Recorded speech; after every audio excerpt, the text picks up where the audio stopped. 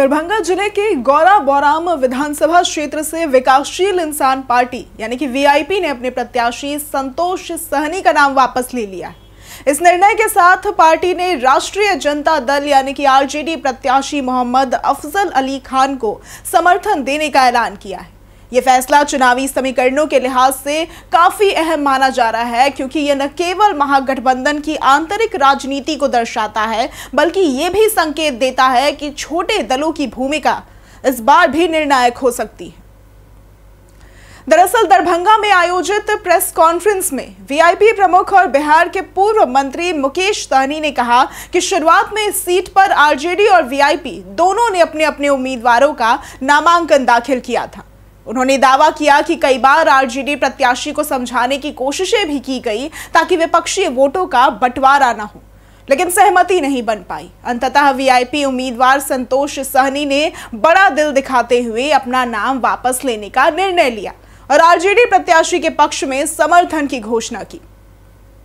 राजनीतिक विश्लेषकों का मानना है कि यह कदम केवल एक सीट का मामला नहीं है, बल्कि यह महागठबंधन के अंदर तालमेल और रणनीतिक सोच को भी दर्शाता है। हालांकि यह फैसला महागठबंधन के पक्ष में नजर आता है, लेकिन इसे वीआईपी की मजबूरी भी कहा जा सकता है, क्योंकि बिहार की राजनीति में छोटे दल अक्सर बड़ी पार्टियों के बीच समझौते की राजनीति का हिस्सा बनते हैं और इस घटना में भी वही परिदृश्य देखने को मिला है। मुकेश सहनी ने कहा कि अगर दोनों दलों के उम्मीदवार मैदान में रहते तो सीधा फायदा एनडीए को मिलता। दरअसल गौरा बौराम सीट पर मुस्लिम और सहनी समुदाय के वोटों का काफी अच्छा असर है।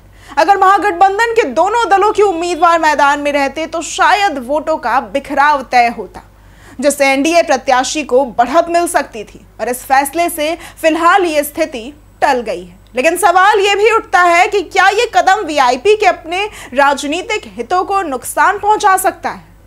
वीआईपी प्रमुख मुकेश सहनी के लिए यह फैसला दो धारी तलवार की तरह हो गया है। एक ओर वे महागठबंधन के भीतर सहयोगी के रूप में खुद को जिम्मेदार और संयमित नेता के रूप में पेश कर रहे हैं, तो वहीं दूसरी ओर उनके कार्यकर्ताओं में यह संदेश जा सकता है कि पार्टी स्वतंत्र रूप से अपनी पहचान बनाने में सक्षम नहीं हो पाई है। राजनीतिक रूप से अगर देखा जाए तो वीआईपी की अपनी सीमाएं हैं। पार्टी का जनाधार सीमित है और कई इलाकों में उसके प्रत्याशी बड़े दलों की छाया में ही सक्रिय है, और ऐसे में संतोष सहनी का नाम वापस लेना पार्टी की साख के लिए एक चुनौती भी बन सकता है। अब वीआईपी के इस कदम को कुछ लोग त्याग बता रहे हैं, जबकि कुछ इसे राजनीतिक विवशता के रूप में भी देख रहे हैं। महागठबंधन के भीतर वीआईपी की स्थिति इतनी मजबूत भी नहीं है कि वो सीट बंटवारे में अपना वर्चस्व स्थापित कर सके।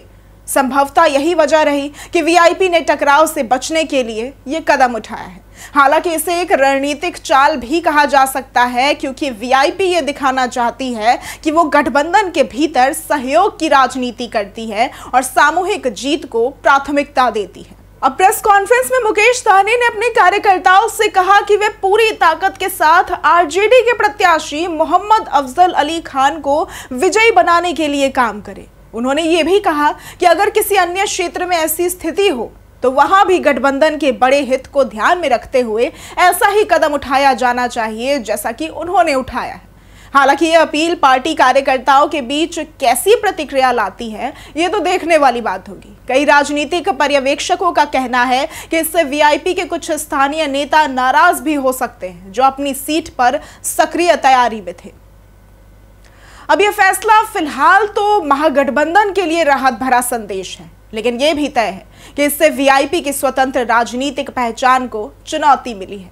आने वाले चुनावों में यह देखा जाएगा कि मुकेश सहनी की रणनीति उन्हें गठबंधन के भीतर अधिक मजबूत बनाती है या उन्हें सीमित भूमिका में रखती है।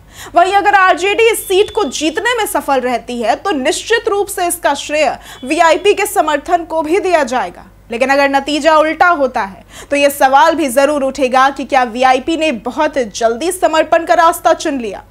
गौरा बौराम सीट से वीआईपी प्रत्याशी का नाम वापसी लेना केवल एक चुनावी कदम नहीं, बल्कि बिहार की जटिल गठबंधन राजनीति का प्रतीक है। और ये कदम जहां एक और विपक्षी एकता को मजबूत करता है, तो वहीं ये भी दिखाता है कि छोटे दल बड़े राजनीतिक समीकरणों में अपनी जगह बनाए रखने के लिए किस तरह के समझौते करने को भी मजबूर रहते हैं।